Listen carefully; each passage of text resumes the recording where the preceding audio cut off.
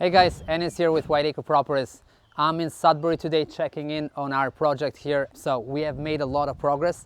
You will notice the exterior is all done. So we've installed all new siding, all new roofing, some nice garage doors behind me here, and brand new windows and sliding doors for the back area. So we paid $325,000 for this single family home here in Sudbury. It's a beautiful neighborhood and it definitely a home run project for us.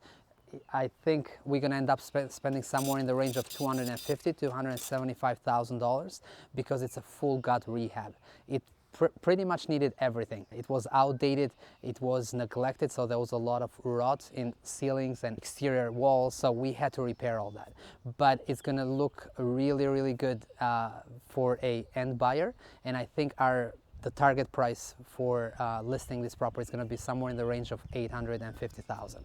So it looks like a great project so far. Inside we have completed our rough inspections for electric, plumbing and framing, because again the electric had to be brand new and the plumbing had to be brand new. So we brought our contractors in, they replaced everything that was old, installed everything that's new, got our rough inspection signed. The other really good thing we did here on the exterior was create this bump out addition.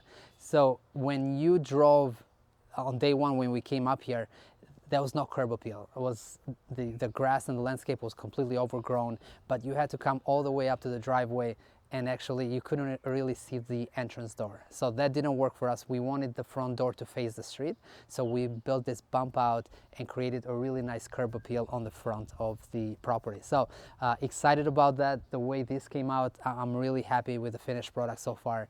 And when you move inside, now you got an open floor plan. So you got kitchen, dining and living room.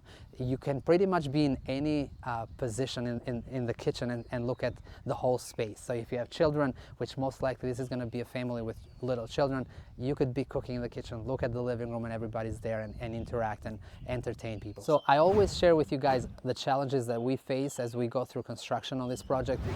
So far here, the cost of materials have skyrocketed because of COVID, but lumber has doubled since we bought this property. And then we have siding materials and roofing materials that were also very expensive compared to what we paid in the past. So that's a cost that we have to absorb and kind of take that from our profit, or the seller will end up paying more for this property at the end once we list it. So we'll see how that goes, but we can't stop because of construction costs going up. We just have to be fully funded in order to pay our vendor and finish our project here, because the longer we sit on this, the more holding costs we have. So for us, it's not a question of can we afford to pay this material. We just got to buy it, move on, and hopefully we recapture the cost at the end through a really high price once we list it.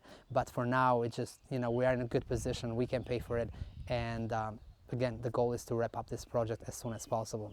The other thing that happened is our framer, which had a lot to do here with the addition, fixing the rot everywhere throughout the roof. The owner of the company, he was sick for about a week, and he couldn't really get his guys out here on site, so that pushed us back a week.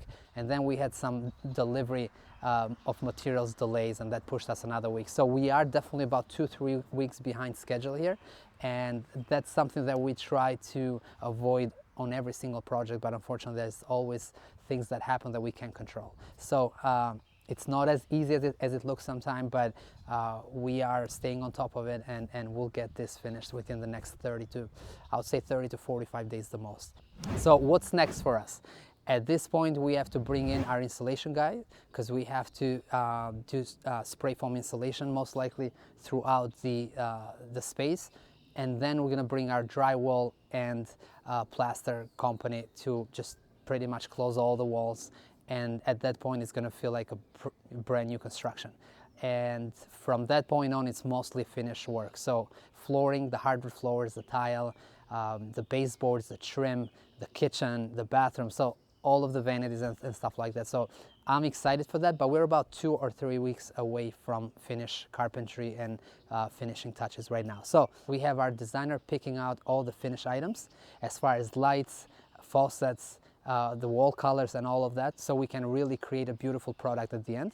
And then stager will be the last person that comes in after the property gets cleaned up, and she will set up and make it beautiful. So I hope you're enjoying this. I hope you find this valuable. If you have any questions, please comment below and I'll definitely get to it and help you guys in any way I can. So thank you for sharing. See you on the next one.